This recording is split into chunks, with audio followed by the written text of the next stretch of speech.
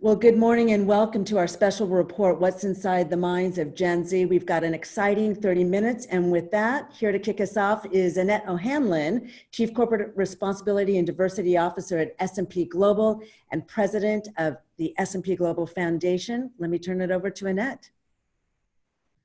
Great, thank you, Jen. I'm thrilled to be a part of today's discussion. This is a very important topic for S&P Global. We believe that an investment in women and girls is truly an investment in us all.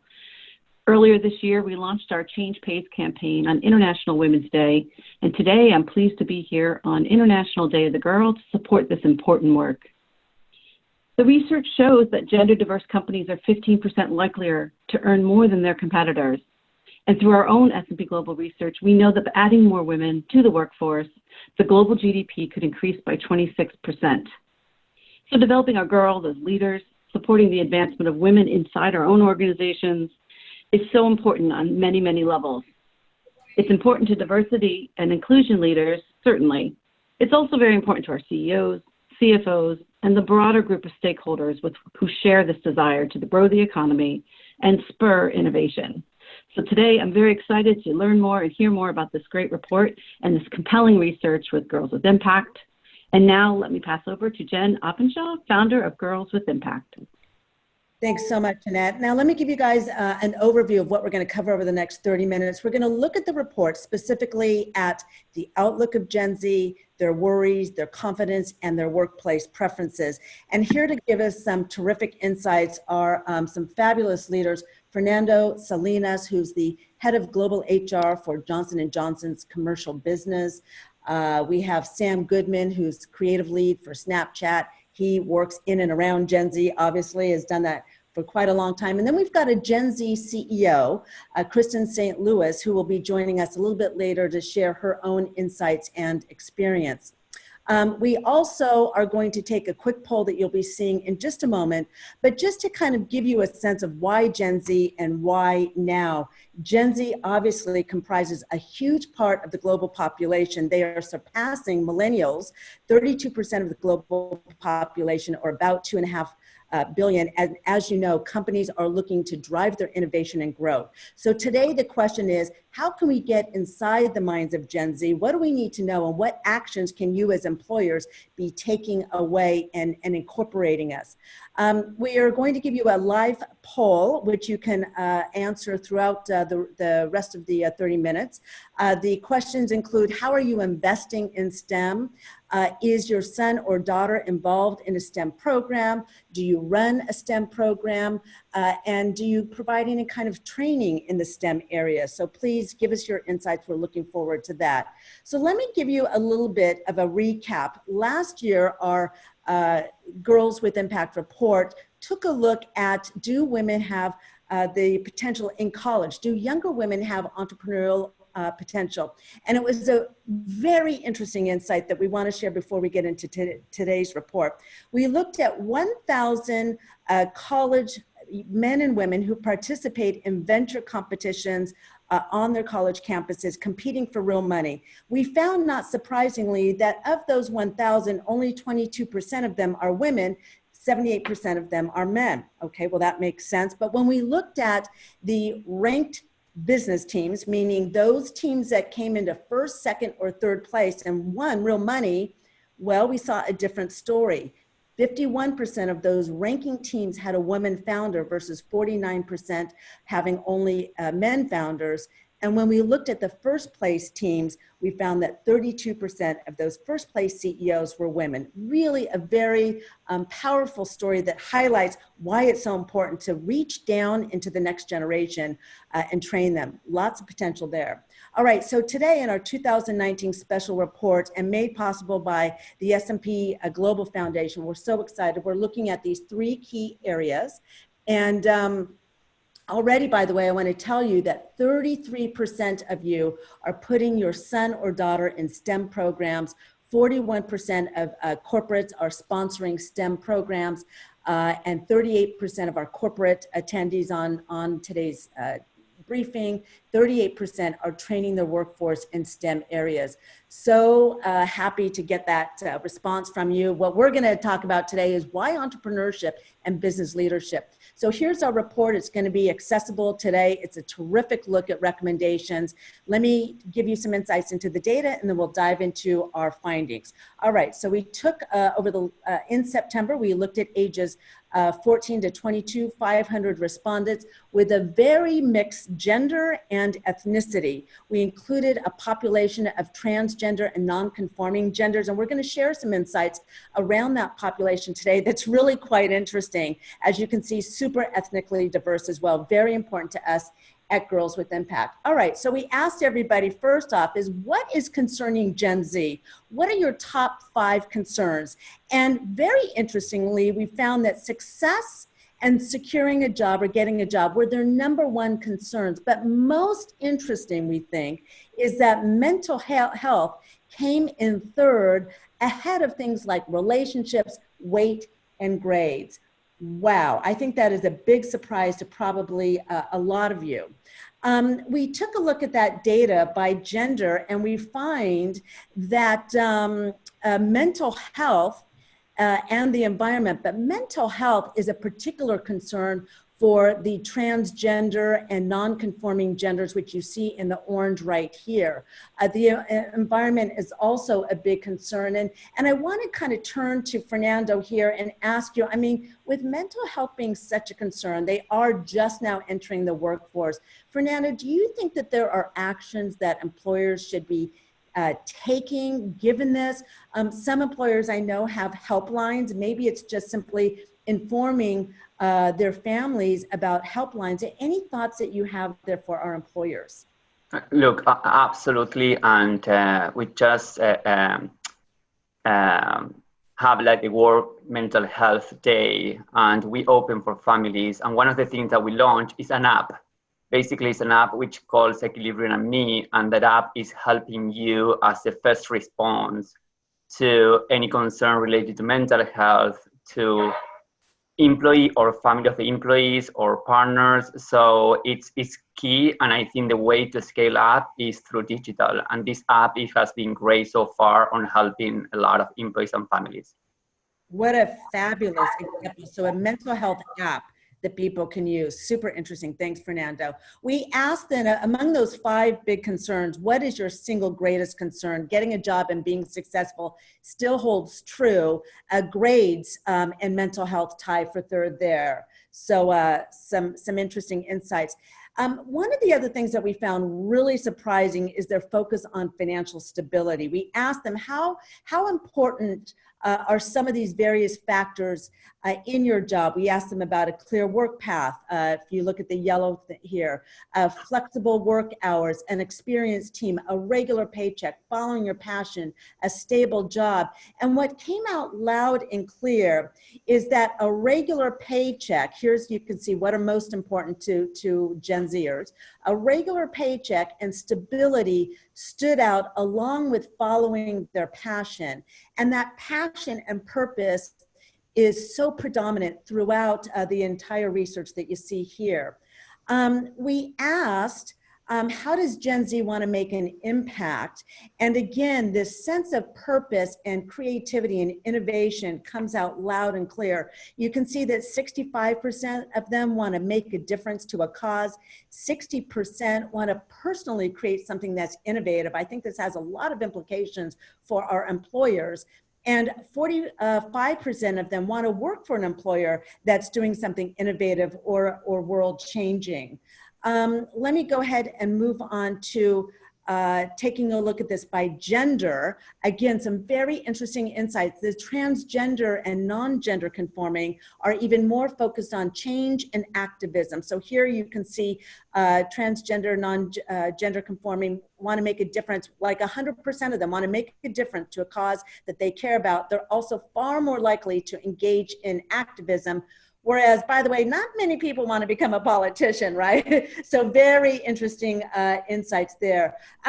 Fernando, just curious, any reaction to this data, any insights in terms of what does this mean for HR leaders that they should think about? I think that this is just taking us back to inclusiveness. I think that there is a better place that we can play on how we make our culture more inclusive. And when you think about, caring, mental health, and even activism, I think that, we need to be ready and open to listen to our employees and create that space so they can feel themselves. Inclusive, I think, continue to be a key point to this generation. And Sam, we're going to come to you in a minute, so you might want to react to that or this. So here we asked, how does Gen Z view the future? How likely are you to do things like be happy in your work, get married, get into a college of choice, take a break for travel or for your kids, speak up, be an entrepreneur, run your own company, or be a leader? Couple very interesting findings. First off, Gen Z expects overwhelmingly to be pretty happy in the workplace. And our view is we think this is probably because they think they're going to have a sense of purpose in the workplace. But on the other end of the spectrum, far fewer expect to be a leader of their organization. A little bit of a surprise. We're going to take a look at that by gender in just a moment. But Sam, what insights can you give to the Gen Z population around this, or recommendations for companies? I think the positivity makes a ton of sense. I think what's important as you welcome Gen Z and what we're doing in Snap, which is still a relatively young organization in terms of workforce, is creating open opportunities for mentorship, creating reverse mentorship with some of our senior leaders. And I think to Fernando's point, creating the sense of inclusivity that allows people to open up and be more themselves, whether it's through ERG programs, we do drop-in meditation, and we create spaces where people from across the company get together simply to learn about each other. And I think that helps them contribute to the happiness factor, but also feels like they have that connection to leadership and that opportunity for a pathway up. Yes, and so the reverse mentoring, one of the areas that can make sense specifically that I've seen is in the digital space, right? So that the Gen Z can share their digital savviness with older experienced leaders, but also have an opportunity to connect with them, something that we find pretty important in having a sense that they're in important roles or playing an important role in a company. All right, so let's take a look at this and much more by gender. We found, if you look at the left side, how likely are you to become a leader in an organization? Women are less likely than men to become a leader, and the transgender non-conforming far less likely to view themselves. We also see similarly for women, less likely than men to become a leader, become an entrepreneur running their own companies, although the transgender non-conforming far more likely. And perhaps, Fernando, maybe this is a sense that they don't feel like they're as welcomed into the traditional corporate environment. Look, I think that's, if you think about the courage that requires for you to, build your own company, and the courage of the transgender, the thing that they have to face on a day-to-day, it makes all the sense that they will be even succeeding, more in that arena.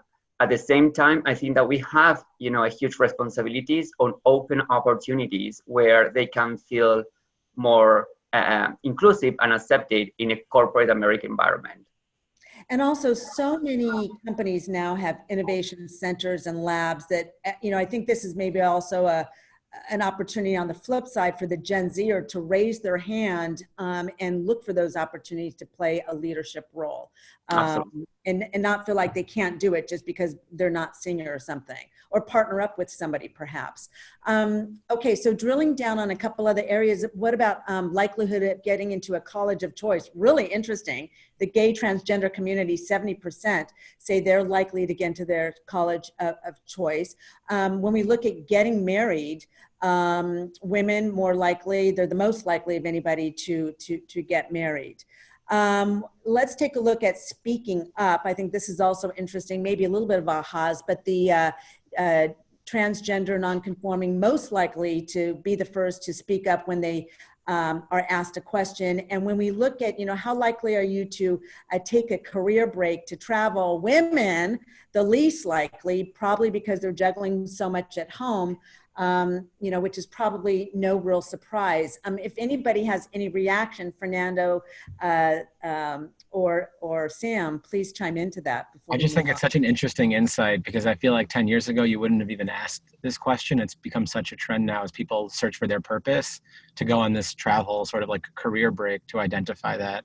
And because there's so many more platforms out there to share that journey, I think it begets this trend into sort of like a real generation defining move for millennials and Gen Z. That is such a great point, Sam. Fernando. And I totally agree. And I think that, as company, what we can do and we offer is a policy that give you the opportunity to take a sabbatic. And, we keep your employment and you can go, upscale yourself, grow personally, and then come back. That we still will be, happy to get you. So I think as more as we have of those in the market, it will help people to really take those breaks. And by the way, just to drill down, women and men both at about 52% say they're likely to take a family career break. So the same there, very interesting. There's much more data in the report. The report is fabulous and packed with lots of recommendations for employers and educators. This is such great stuff. And I can't wait, because pretty soon we're going to be turning to Kristen, one of the Girls with Impact graduates, a Gen Zer herself, but let's continue on with our findings here. We asked, what kind of salary expectations do you have? Oh my gosh, this is very interesting. So overall, most Gen Zers, about 30%, expect by 40 to be in the $51,000 to $100,000 range. When we look at it by gender, I think it gets pretty interesting. The bottom line, though, is that women undervalue themselves more than men. Women, as you can see here, more women than men see themselves in these lower brackets of under 50,000. The transgender, non-conforming, mostly in the $50,000 to $100,000 range. And then very interestingly, at that, those who are under 18, 8% of those expect to be earning $800,000 by the time they're 40. So I say, you companies, you better either be opening up your pocketbooks or they better know how to run a company. All right, moving on. What would improve the confidence the most of Gen Z? And I'm curious, maybe Kristen will toss it to you in a second. I think we will. So they fall into two big buckets. One is image and work-related skills. So if we look at the far left here, 45% say weight loss. And then the second, actually, if I go like here, weight loss and getting rid of acne, right? But then this other bucket is public speaking skills and launching their own successful business or product. And let me turn it over to Kristen. Hey, Kristen, so great to have you.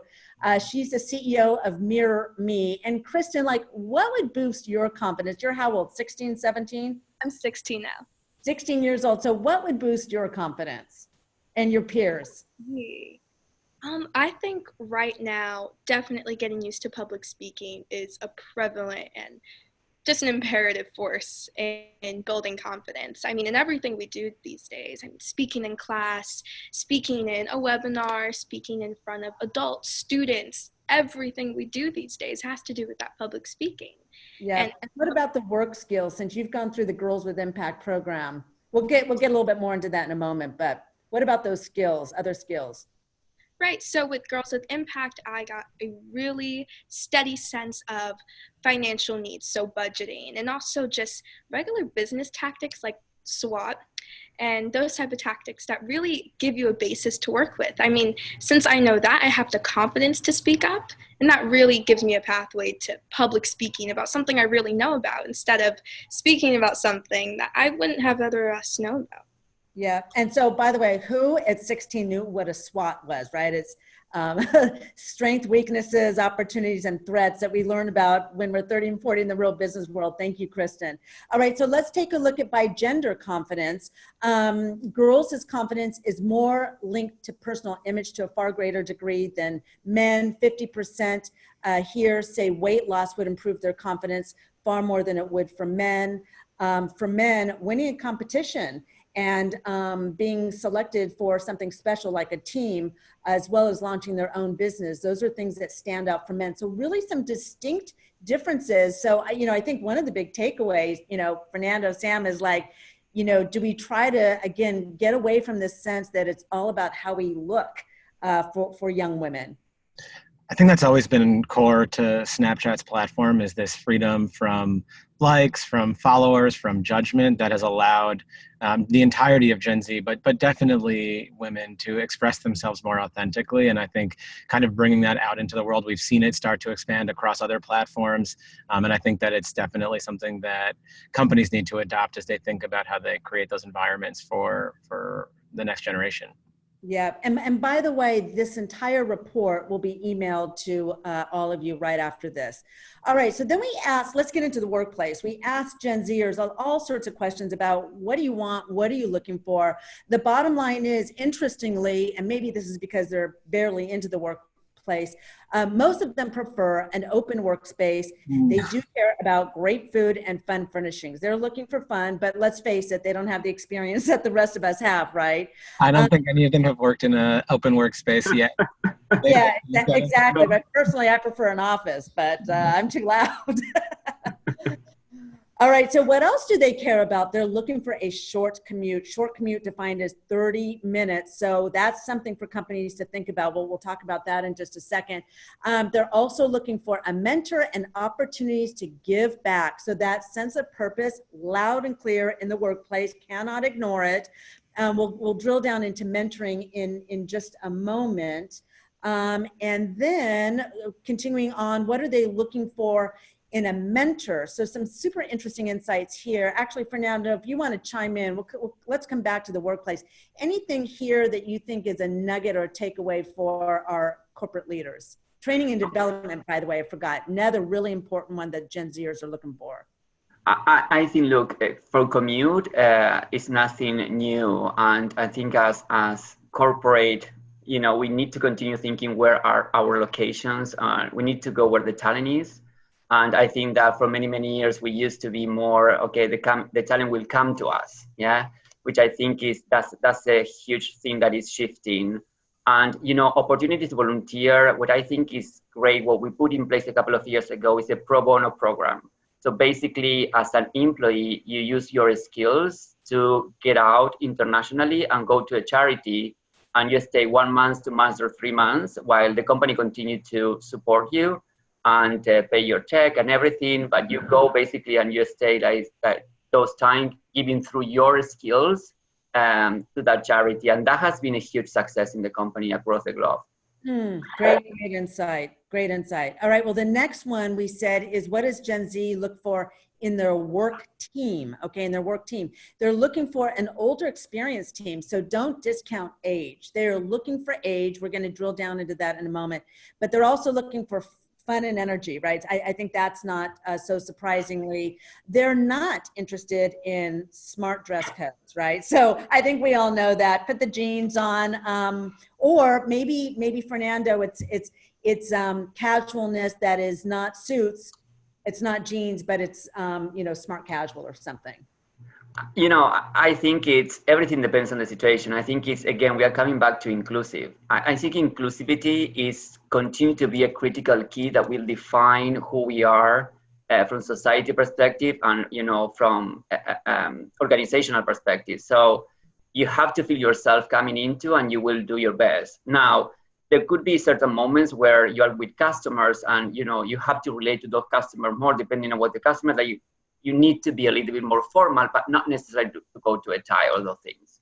Yes, it's like the tie is starting to go away potentially. By the way, we will take your questions using, I believe, the chat box. So let's continue on. What are they looking for in a mentor? I found this very interesting. So they're looking both for similar values and similar values and experience in the same job. Not to forget, though, is that they welcome and embrace different cultural backgrounds. So, let's not think you got to put together a Caucasian with a Caucasian. And by the way, that doesn't help us build bridges, right, through different communities. Let's see. Then we asked Gen Z, what kind of benefits do you value in the workplace? Overwhelmingly, health insurance is a big one, retirement savings, but not to be forgotten is tuition and loan payoff. And what is really interesting too is that men are more likely to place importance on the retirement savings than women. I sort of, having spent my whole career around that space, I think that maybe that's just the lack of education and awareness. And really, young people need to be learning this stuff as early as high school, which is why we do a little bit of that with Girls with Impact. Sam, Fernando, if either of you have any insights into specific workplace benefits that you're seeing that really resonate with this generation. I'm actually surprised that the lunch budget fell so low. It's a perk that we have here at Snap, and I think it's one of the most highly valued ones, specifically for that opportunity to get out together and spend time with coworkers, and sort of the forced break it requires that you take to go and get lunch. So I wonder if that would change over time as they enter the workforce. But the health insurance and the retirement savings are no surprise to me. They're probably two of the biggest things on my list as well, just thinking about that future focus that Gen Z has. Yeah, and Sam, great point, because the way the question was asked was a little bit different than I think what Snap is doing, and be interesting, right, next year round, because you see that at some other companies. Fernando, were you going to add something? No, I think that this is a surprise. I think I go with Sam a little bit, because I think that we have been hearing so much, around the break, the gym and lunch at work. So, the company, Gen Z, if you can imagine, years and years, like more than 130 years. So health insurance and retirement are very strong. And there was a lot of discussion around, do we should shift that, as we continue, building the future. So I think that this is reinforced a little bit about the balance that you need to have on what you are giving. And I think that the tuition assistant, I think that we need to do something better. We have a program that helps to organize your finance when you are out of college.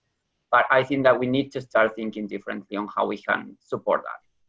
One of the recommendations of the report is also thinking about your volunteer hours being used to help pay off your loans.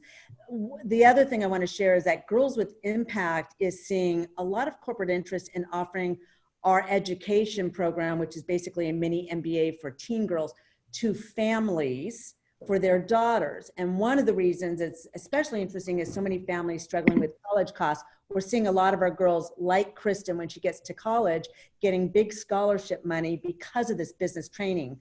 Let's move on to the last item here. What about communications in the workplace? Probably everybody thinks it's text. That is not the case. And I've seen this firsthand myself. It's email as well as text. But far less interesting are things like webcasts or long newsletters. It's short form nuggets, as I think most of us know today. So with that, again, the full report is available today. Just to give you a little bit of sense of Girls with Impact, and we're so thankful to the S&P Global Foundation for their support with today's webcast and our report. Girls with Impact was designed to fill the gap in business or entrepreneurship training for the next generation. It kind of emanated out of Davos, where everybody was talking about getting more women to the top. We said, let's retrain them better in high school so that they can leverage that business training to get a jump start into college and career. And essentially we offer a live online, think of it as a college, year-round on a quarterly basis, where these young women go through a business school academy and they move from idea to a real business plan. So they're learning things like Kristen talked about, SWOT, value proposition, who's my target customer, how do I bring this to market? And then once they complete their business plan and they do a venture pitch, they have the opportunity to move into the boardroom, get paired with a mentor who could be our corporate partners, and be a part of a network for the rest of their lives. Really exciting, really powerful. These girls are creating everything from nonprofits to businesses. This young woman on the right got a large scholarship, one of numerous, made international news with her venture, and was put into the honors program in business at her college. She was actually in the pilot program 2.5 years ago. Huge sense of confidence. Some of the apps that our girls are creating, just again to give you a sense. But what I wanted to do is spend the last couple minutes asking Kristen to share, answer just a couple quick questions to give everybody a sense of what this next generation is thinking from the horse's mouth. So Kristen, tell us why you joined Girls with Impact. Like, what compelled you? All right, so on the basic level, I initially joined Girls with Impact because I had never experienced anything even remotely close to that. When you just read the description on what Girls with Impact includes, entrepreneurship, business tactics, marketing, I had never inquired about or encountered a class at my own high school about that, or even just known that that was offered to people my own age. I mean, my sister's in college, and I'm not too sure she's endured that type of information yet. So that was different for me. And you created a plan for Mirror Me. Tell everybody what is Mirror Me, why? Right, so when I was younger, I realized that the books that I were reading really had no one that looked like me in them or who experienced the same things as I did. And I realized that the books that did look like me or have the same experience as I did didn't necessarily represent my experiences in the same way that I would like them to be. So I thought, why not create a platform that connects readers of color and readers who are not of color, along with the authors of these diverse books. So on the basic level, it's a platform that connects the authors with the readers. Wow, wow, wow, wow. And how do you think the experience of the Girls with Impact education and or Mirror Me is going to impact your future? Do you have a sense of that? So I know now that I do, at the very least level, want to minor in business or major in business. And I know that because if there's anything about my generation, it's that we won't do something unless it's impacting the communities that we're in. I mean, we have to make a difference in whatever we do. And that's what's really compelling me to be involved in business. I know what I'm interested in. I know how to spot an issue. And I know that I can find the solution if I really want to. And I think that's the main thing that Girls with Impact gave me, that confidence to say that I have the capacity to do this, and so I will. You know, so many young people go into college and spend on average 5 years in college. And I think partly because they don't know what they want to do. And so not only it sounds like you're going in with a greater sense of what you want to do, but hopefully it's going to financially be a positive because you'll be taking advantage of your time in college and being able to move into your career. Thank you so much, Kristen. That was terrific. So let me share some of the data points around Girls with Impact, because unlike a college, we give these girls a pre and a post assessment because we want to know the impact and our corporate partners want to know. They come in 47% having confidence that they will be in a leadership role. They leave, 81% of them having confidence that they'll be in a leadership role. 75% of them are more comfortable public speaking versus 31% before the program. 100% feel more college ready. 81% are more likely to major in business or entrepreneurship, as you heard from Kristen. We measure a host of other things that all go up: their collaboration skills, their tech skills, their financial management skills, their ability to differentiate themselves both in college and to investors. So really important stuff that we're super excited about. These are, again, our 3 girls who are actually graduating Girls with Impact, and they're pitching their ventures. And just by the pictures, you can get a sense of the both the tech nature of them and the diversity of their ventures, from a curling tool to a medical info website to a multicultural platform. So just to kind of recap what we took away, a lot of takeaways in terms of how you can be an employer of choice. I'm not going to recap those. They're in the report. But what I do want to leave you with is to ask that you will join us and join the S&P Global Foundation in partnering with Girls with Impact. We want to train 10,000 young girls to be tomorrow's leaders. And we do it live online so that it's scalable. You can either equip a region or a particular school if you want. It can be made possible by your company. Your name can literally go on. It's a fabulous way of connecting with public policy leaders, as well as parents and Gen Z future customers. Also a way to engage your employees and create a talent pipeline, and as I mentioned, really enhance your reputation. So local or on a very large scale. You can also offer it as an employee benefit, really wonderful. And then finally, if you happen to be a school or a community leader, community organization, it can be brought to your students, and we have toolkits and folks to help you with that. The time is now to make this all happen. I want to thank Annette O'Hanlon and the S&P Global Foundation for their incredible support, and of course, Sam and Fernando and Kristen for such fabulous insights. Enjoy the rest of your day and join us, Girls with Impact, in making impact tomorrow and into the future. Thank you.